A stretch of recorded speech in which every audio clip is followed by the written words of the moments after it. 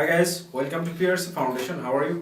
আশা করি সবাই ভালো আছো। তো আজকে আমার যে লেকচারটা, এটা হচ্ছে ইংলিশ ডিপার্টমেন্টের অনার্স ফার্স্ট ইয়ার, যারা national university honours first year student, তাদের জন্য বিশেষ করে এই লেকচারটা।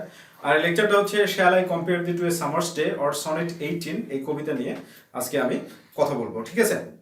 তো প্রথমে এখানে ব্যাপারটা হচ্ছে যে কেন এই কবিতাটার নাম হচ্ছে সনেট 18, এটা একটা জানার বিষয়।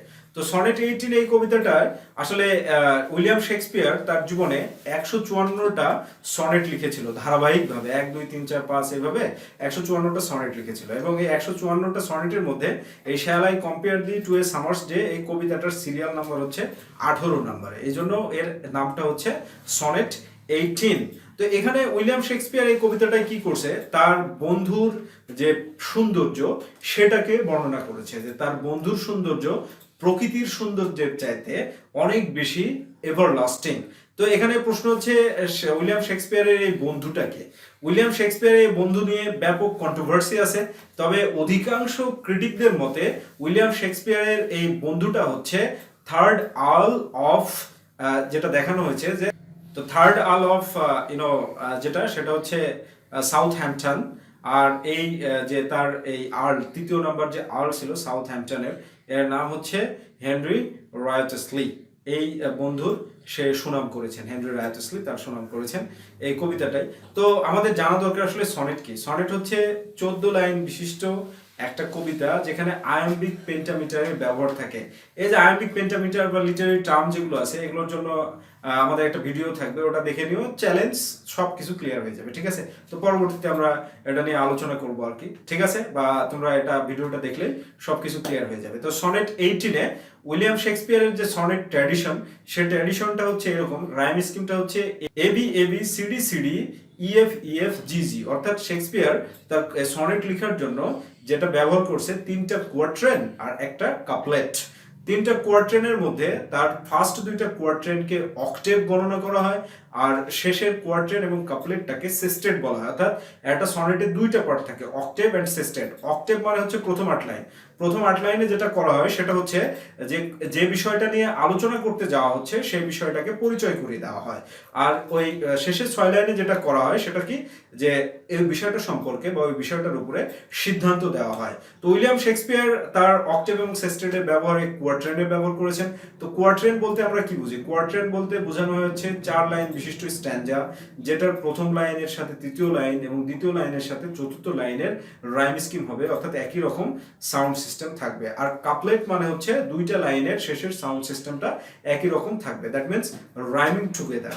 So quatrain means 4-line stanza rhyming the first line with the third line and second line with the fourth line. Okay, and couplet যেটা সেটা হচ্ছে 2 lines of the stanza rhyming together. So এখন আমরা যেটা করব সেটা হচ্ছে কবিতাটা লাইন বাই লাইন পড়বো, বাংলায় ট্রান্সলেট করব এবং সেটাকে অ্যানালাইসিস করব। ওকে, তো সর্বপ্রথম শেক্সপিয়ার লাইভ ডিউরেশন কি 1564 থেকে 1616 সাল পর্যন্ত। তো ফার্স্ট লাইনে কি বলছে, shall I compare thee to a summer's day. তো এটাকে যে রেটোরিক্যাল কোশ্চেন বলা হয়, ঠিক আছে?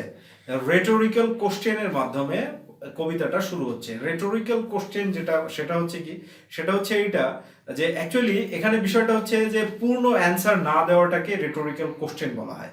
এখানে অ্যান্সার না দিয়ে কি করছে, 2টা জিনিসের মধ্যে পার্থক্য তৈরি করেছে। তো সর্বপ্রথম তার বন্ধু এটা বলছে যে shall I compare thee to a summer's day. Speaker of the poem বলছে যে শ্যাল আই কম্পেয়ার, আমি কি তুলনা করব দি তোমাকে। দিটা কি, দিটা হচ্ছে ইউ এর অ্যারকেইক ফর্ম। অর্থাৎ আমরা জানি you you your, you subjective, you objective, your হচ্ছে পজিটিভ। তো এই ইউ এর অ্যারকেইক ফর্ম ছিল হচ্ছে দাও, দি, দাই, টি এইচ ও ইউ। এই দাও মানে হচ্ছে তুমি, মানে ইউ সাবজেক্টিভ। THE এই দি মানে হচ্ছে ইউ এর অবজেক্টিভ, আর THY এই দাই মানে হচ্ছে ইয়োর, ঠিক আছে? তো বন্ধু প্রশ্ন মানে সামার্স ডের সাথে তুলনা করবে কিনা এরকম একটা প্রশ্ন দিয়ে কবিতাটা শুরু করছে। দাও আর্ট, ART, আর্টটা অ্যারকাইক হচ্ছে আর এর অ্যারকাইক ফর্ম, অ্যানশিয়েন্ট ফর্ম, ঠিক আছে? বলছে thou art more lovely and more temperate. বলছে তুলনা করা ঠিক হবে না, কারণ কি, দাও আর্ট মানে তুমি হলে, মোর লাভলি আরো বেশি সুন্দর, অ্যান্ড মোর টেম্পারেট, এখানে টেম্পারেট বলতে সহনশীল, সহনশীল বলতে স্থায়িত্বটাকে বোঝাচ্ছে, যে সামার ডের সৌন্দর্যটা সংক্ষিপ্ত সময়ের জন্য কিন্তু তার বন্ধুর সৌন্দর্য আরো অনেক বেশি এবং আরো অনেক লং। এরপরে কি বলছে, rough winds do shake the darling buds of May. এখানে বিষয় হচ্ছে যে সামারের এবার সমালোচনা করছে। সমালোচনাটা কি, রাফ উইন্ডস ঝোড়ো হাওয়া। ঝোড়ো হাওয়া কি করে, ডু শ্যাক মানে ঝরিয়ে দেয়। ডু শ্যাক এটা ইনফিনিটিভ ভার্ব ব্যবহার করা হয়েছে। যখন ডু ডাজ ডিড এরপরে ভার্বের বেস ফর্ম বা প্রেজেন্ট ফর্ম ব্যবহার করা হয় তখন স্ট্রাকচারটাকে ইনফিনিটিভ ভার্ব বলে। যেমন তুমি যদি বলো আই ইট রাইস, এর মানে হচ্ছে আমি ভাত খাই। আর যখন তুমি বলবে আই ডু ইট রাইস তখন খাওয়াটাকে জোর দেওয়া হবে, তখন মিনিংটা হবে আমি খাই তো, আমি ভাত খাই তো, এরকম। তাহলে ডু শ্যাক মানে হচ্ছে ঝরিয়ে দেয় তো। কি ঝরিয়ে দেয়, দ্য ডার্লিং বার্ডস। ডার্লিং মানে কি, ডার্লিং মানে চমৎকার সুন্দর, বার্ডস মানে হচ্ছে কোল মানে মুকুল, মুকুলগুলোকে ঝরিয়ে দেয় অফ মে। মে মাসে যে মুকুল আসে ইংল্যান্ডে, অর্থাৎ স্প্রিং এ যে মুকুল আসে সেই মুকুলগুলোকে কুড়িগুলোকে সামারের ঝোড়ো হাওয়া কি করে, ঝরিয়ে দেয়। এরপরে কি বলছে, and summer lease had all too short a day. And summer lease had, এখানে সামার লিজ বলতে সামারের স্থায়িত্বটাকে বোঝানো হচ্ছে, যে গ্রীষ্মের দিনের স্থায়িত্ব। All too short a date, all too short a date মানে হচ্ছে খুব সংক্ষিপ্ত সময়ের জন্য, অর্থাৎ অনলি 3 মান্থস।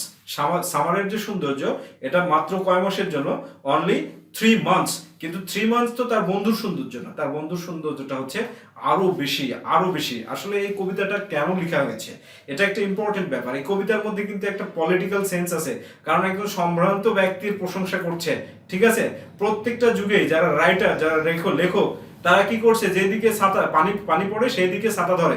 যেমন এই চার্লস, যখন চার্লস ওয়ান ক্ষমতায় ছিল তখন ক্যাভেলিয়ার পোয়েটস নামে একটা গ্রুপই ছিল, ঠিক আছে।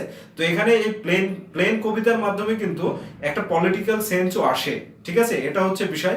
সুতরাং তোমরাও এই কবিতা থেকে শিক্ষা নিবে।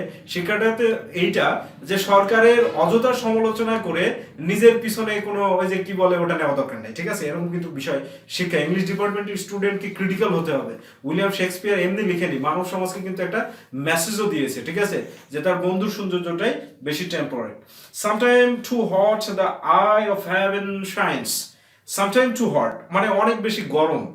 কি এই কোনটা গরম, গরম হচ্ছে the eye of heaven shines. Eye of heaven বলতে সূর্যের চোখ, সূর্যের চোখ হয় না, মানে সূর্যটাকে বলা হচ্ছে যে সূর্য অনেক বেশি গরম দেয়, একটা ব্লাডি সান, ঠিক আছে, এটা বলা হচ্ছে। তাহলে সামারের ফার্স্ট ফল্ট কি, ফার্স্ট ফল্ট হচ্ছে রাফ উইন্ডস।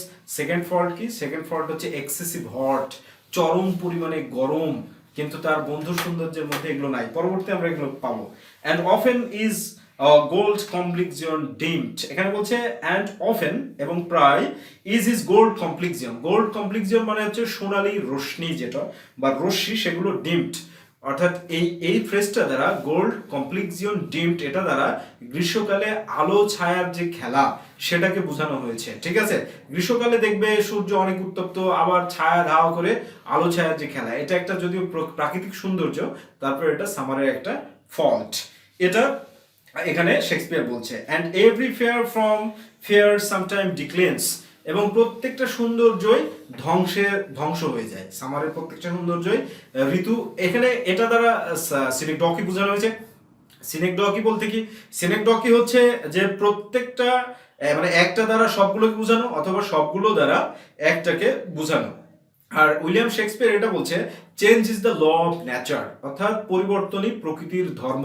তাহলে এভরি ফেয়ার ফ্রম ফেয়ার মানে প্রত্যেকটা সৌন্দর্যই সামটাইমস ডিক্লেন্স মানে শেষ হয়ে যায়, কিন্তু তার বন্ধুর সৌন্দর্যটা শেষ হবে না। By chance or nature changing course untrimmed. আর বলছে বাই চান্স হঠাৎ করে নেচার চেঞ্জিং কোর্স, নেচার পরিবর্তন হয়, আনট্রেমড এটা তো পরিবর্তন হবেই, এটা পরিবর্তন ছাড়া আর কোনো উপায় নেই। কিন্তু ডিসিশন দিচ্ছে কি, but the eternal summer shall not fade.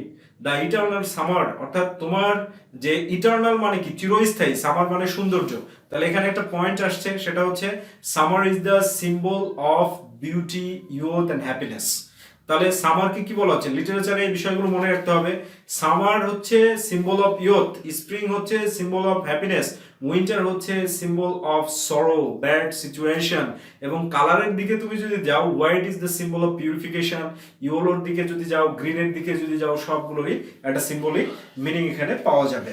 But the eternal summer shall not fade, এটা দ্বারা বোঝাচ্ছে যে তোমার যে সামার বলতে কি এখানে সৌন্দর্য, ইয়থ, তোমার যে চিরস্থায়ী ইয়থ, এটা কখনো শেষ হবে না।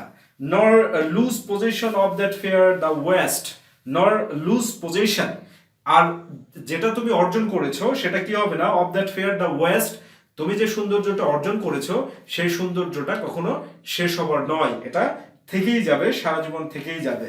নর nor shall death brag the wanderest in shade, এমনকি মৃত্যুরও ক্ষমতা নাই তোমার এই চিরস্থায়ী সৌন্দর্যটাকে কেড়ে নেওয়ার। এখানে আমরা এটাকে এক্সাজারেশনও বলতে পারি, ঠিক আছে।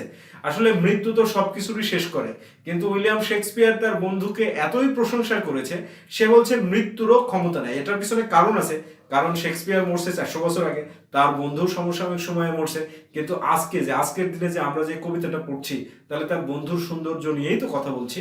আসলে এই জিনিসটাকে বুঝিয়েছেন, এটাকে এক দৃষ্টিকোণ থেকে এক্সাজারেশন, আর আরেক দৃষ্টিকোণ থেকে যেটা বলা হয় সেটা হচ্ছে পোয়েটিক জিনিয়াসের প্রকাশ করা, ঠিক আছে। এটা হচ্ছে বিষয়। বলছে when in eternal lines to time the growest, কারণ বলছে তুমি এই যে কবিতার লাইনগুলো আছে, এই লাইনগুলোর মধ্যে গ্রোয়েস্ট, বেঁচে থাকবে, বাড়তে থাকবে, তুমি দিনের পর দিন লোকেরা তোমার সৌন্দর্য সম্পর্কে জানতে থাকবে, এটা কখনো শেষ হবার নয়। so long as man can breathe or eyes can see, so long, যতদিন পর্যন্ত man can breathe, man can breathe মানে কি, মানুষ নিঃশ্বাস নেবে, এটার মানে হচ্ছে যতদিন পর্যন্ত মানব জাতি বেঁচে থাকবে, অর আইস ক্যান সি, অথবা চোখগুলো দেখতে পাবে, তার মানে কি মানুষ যতদিন বেঁচে থাকবে আর যতদিন তারা এই পৃথিবীতে বেঁচে থাকবে, সো লং লিভস দিস, বলছে so long lives this and this gives life to thee, so long live this, এই লিভ দিস বলতে দিস পোয়েম, এই কবিতাটা ততদিনই বেঁচে থাকবে, অ্যান্ড কি করবে, and this gives life to thee, আর এই কবিতাটা তোমাকে ততদিনই জীবন দিতে থাকবে, জীবন দিতে থাকবে। তো এখন বিষয়টা হচ্ছে এটা যে আমরা যদি এই কবিতাটাকে সংক্ষিপ্তভাবে সামারাইজ করি, তাহলে যেটা হবে যে উইলিয়াম শেক্সপিয়ার বলছে যে বন্ধু, আমি তোমার সৌন্দর্যটাকে কি সামারের সৌন্দর্যের সাথে তুলনা করতে পারি? তখন সে মানে অ্যান্সারটা না দিয়ে, এটা একটা রেটরিক কোশ্চেন বলছি, অ্যান্সারটা না দিয়ে সমালোচনা করতে শুরু করছে যে না, সামারের কিছু ফল্ট আছে। তো ফার্স্ট ফল্ট কি, রাফ উইন্ড, সেকেন্ড ফল্ট কি, অত্যন্ত বেশি মানে সূর্যের তাপ থাকে, তৃতীয় নাম্বার কি যে সামারের সৌন্দর্যটা আলো ছায়ার খেলা, এটা একটা ফল্ট, আর চতুর্থ নাম্বার বিষয়ে যেটা দেখানো হয়েছে যে change is the law of nature, প্রকৃতির সকল সৌন্দর্যই ধ্বংস হয়ে যাবে, কিন্তু তার বন্ধুর চিরস্থায়ী সৌন্দর্য ধ্বংস হবে না, কারণ উইলিয়াম শেক্সপিয়ার তার বন্ধুকে এই কবিতাটা লেখার মাধ্যমে ইমর্টালিটি এটা প্রদান করেছেন, ইমর্টালিটি প্রদান করেছে, যার কারণে তার এই সৌন্দর্য কখনো শেষ হবার নয়। ওকে, তো আমাদের এই সামারি এবং এর যে যাবতীয় প্রশ্ন, এই সবগুলো আমাদের যে ওয়েবসাইট আছে literaturexpress.com, এখানে তোমরা সব পাবে। Visit the website and get all the information very easy and smooth, এবং এই ইনফরমেশন যে কোশ্চেনে অ্যান্সার থাকবে এগুলো পড়লে তোমরা 7 থেকে 8 মার্কস, ইভেন 9 মার্কস পাওয়ার যোগ্যতা অর্জন করতে পারবে বলে দাবি রাখছি ইনশাআল্লাহ। ওকে, সো সবাই ভালো থাকবে, সুস্থ থাকবে, নিজে সুখে থাকবে এবং অন্যকেও সুখে রাখার চেষ্টা করবে, তবে যে যেমন তার সাথে তেমন ভাবে চলারও চেষ্টা করবে। Thank you so much.